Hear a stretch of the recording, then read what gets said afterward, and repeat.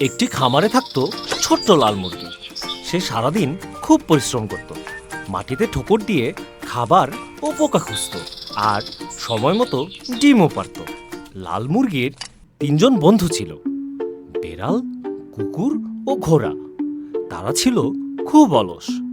বেড়াল রোদে শুয়ে থাকতে পছন্দ করত, কুকুরটি ছায়ায় শুয়ে ঘুমাতো, আর ঘোড়া সে তো সারাদিন টিভি দেখত।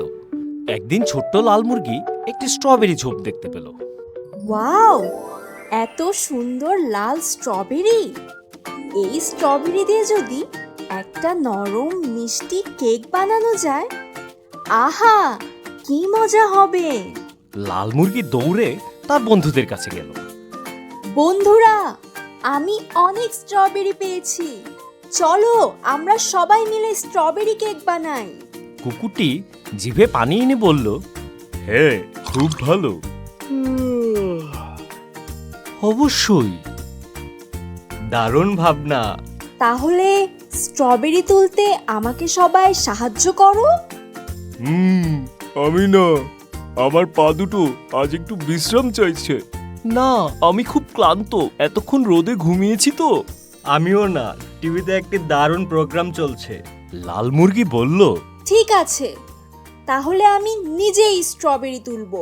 লাল মুরগি একটু কষ্ট পেল, কিন্তু মন খারাপ করে বসে থাকলো না। তারপর সে একাই স্ট্রবেরি তুলতে থাকলো। আহা, কি সুন্দর গন্ধ! স্ট্রবেরি কেকটা নিশ্চয়ই দারুণ হবে। সব স্ট্রবেরি তোলার পর বন্ধুদের সামনে এসে লাল মুরগি বলল, এবার আমাদের ময়দা, চিনি, দুধ আর মাখন লাগবে। এগুলো আনতে আমাকে কে সাহায্য করবে? আমি না, আমি এখন খুব চিন্তা করছি। কি নিয়ে? কেক খেলে কতটা ভালো লাগবে সেটা নিয়ে।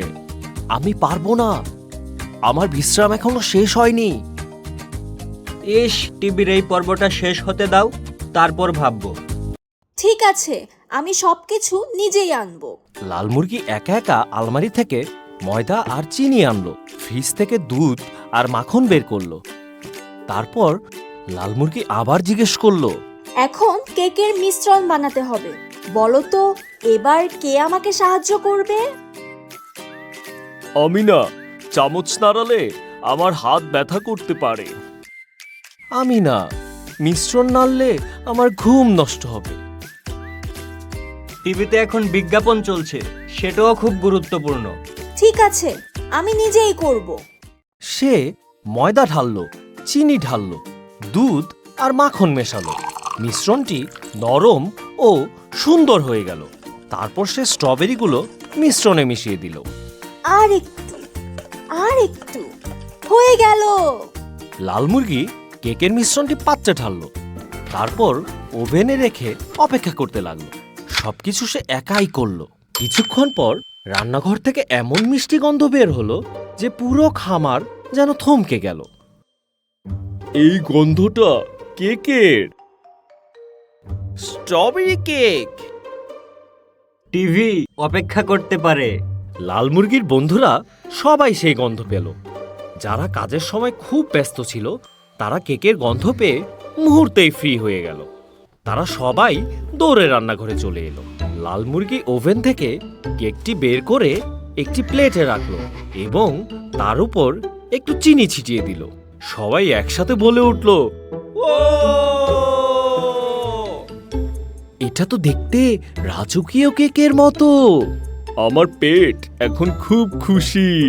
আমি এই কেকের জন্য টিভি বন্ধ করে দিয়েছি।